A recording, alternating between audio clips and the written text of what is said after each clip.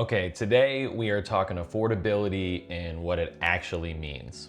Affordability, quality of life, cost of living, these have been important basically forever, but I feel like now more than ever, it's kind of been pushed to the forefront due to inflation, high interest rates, a lot of turmoil, tariffs. There's a lot going on that's affecting our quality of living. So today we're gonna break down the real cost of living in Fort Wayne and Indiana.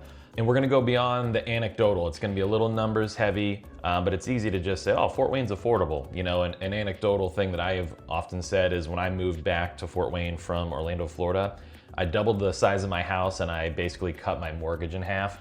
And that's great, but we want to dive a little bit deeper today. So again, it might be a little numbers heavy. I'm gonna try to keep it moving, keep it snappy. But if you're thinking about moving here, these are the things that are really gonna affect you and essentially should put more money back in your pocket so you can enjoy your life. So as we break these numbers down, I'm gonna compare different cities, different states, and give you guys kind of an overview or a snapshot, if you will, of what it's like to live here and how much it costs. Okay, for starters, we're gonna talk about median sale price. So the median sale price last month in Fort Wayne, Indiana was $248,000. For Fort Wayne people, we think that number is insane, but when you compare it to the rest of the country, it starts to look a lot more appetizing. Now, Indianapolis is only slightly higher. That's 267,000, but Chicago, you're looking at 360, and you gotta remember there's some rough places in Chicago. To live in some of the nicer places, you're probably double that. Honestly, I've got a friend who lives there. He's got a nice townhouse. I'm assuming that's worth 800,000 to $1 million. Orlando, where I used to live, 378,000, but you know, the house that I sold, so when I moved here, I sold my house for 400,000, I think 435 back in 2019. It just resold for 700,000 and it was only 1,800 square feet. So that median number can be deceiving too, because sometimes, you know, the rougher areas are gonna bring that number down. In Los Angeles, it's 1.1 million. And in San Francisco, it's 1.4 million. So it's easy to see why we've seen a big influx from the West Coast. I personally have helped multiple people from California move here. I know of other people who have done the same. Even Arizona, Colorado, Idaho. I've helped people from all over the place, and a lot of them are from the West Coast because they just want to live in a nice, safe place that doesn't cost an arm and a leg. So right there, you can see median sale price. We're already way ahead of the game, and it kind of explains our influx of people. All right, next we're gonna talk about property tax. Again, this is gonna get a little bit on the number side, but this is according to taxfoundation.org. Allen County is 0.8%, but the median property tax here is $1,559. Compared to Marion County, which is Indy, it's 0.9%, 0.929, and the median is 1,923. Cook County, which is Chicago, it's 1.9%, so more than double. The property taxes are more than double than they are here in Allen County. 1.98%, and the median is 6,053. So right there, if you move here from Chicago, you've cut your property tax bill by a third. Los Angeles, 0.69, so a lower rate than Allen County, but the average, or the median, is $5,438. And San Francisco, 0.68, so again, lower percentage, but the median is 9,412. So, you know, if you're talking about the median, it's almost 5x. You know, we're talking 4 times what it is in San Francisco.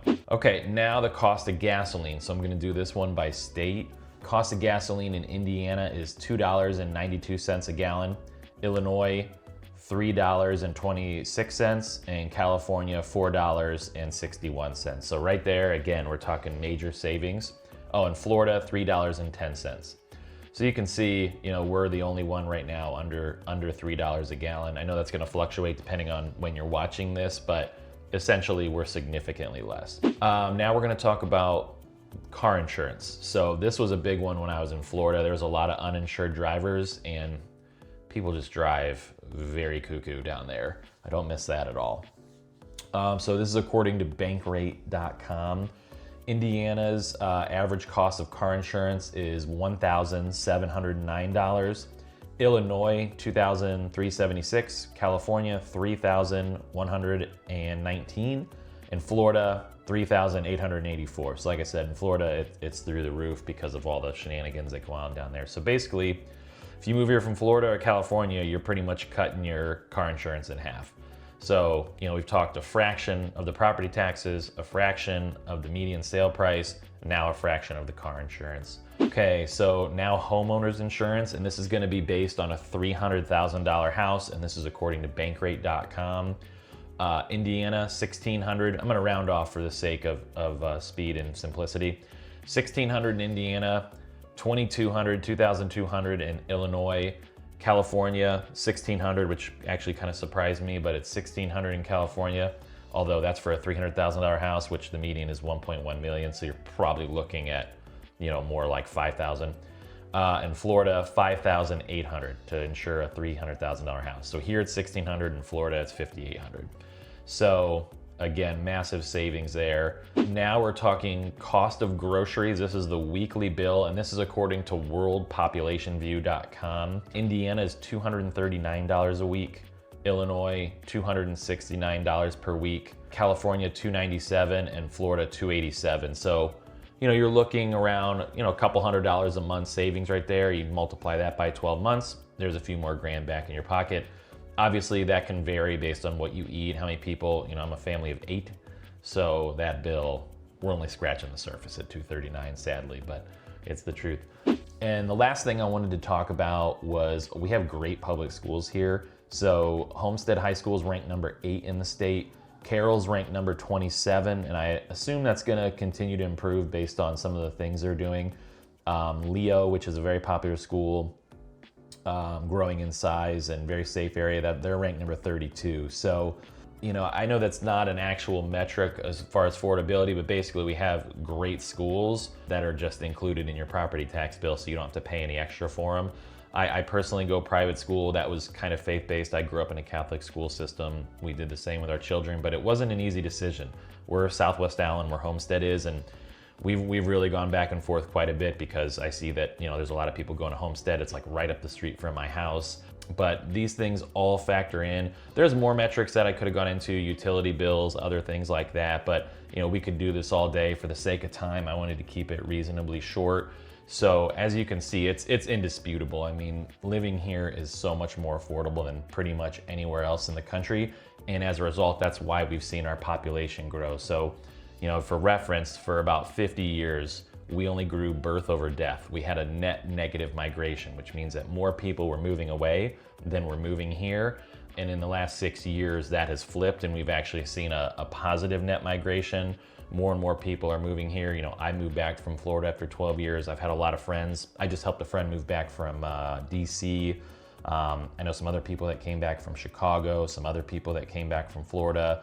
So, and that's just me in my experience. So I know that's happening, and there's a lot going on here. And as you can see, just bottom line, you're gonna have more money to go on more vacations, or if you want your spouse to stay home. When I moved here, my wife became a stay-at-home mom, and a big part of that was cost of living, and that's been a massive blessing in my life. So if you made it this far, thank you so much for watching. If you're thinking about moving to the area, I'm a real estate agent with 14 years of experience. I would love to help you. I'd love to be a real estate agent of choice and help break this thing down step by step and keep it as stress-free as possible. Make sure you hit that subscribe button, and we'll catch you on the next video.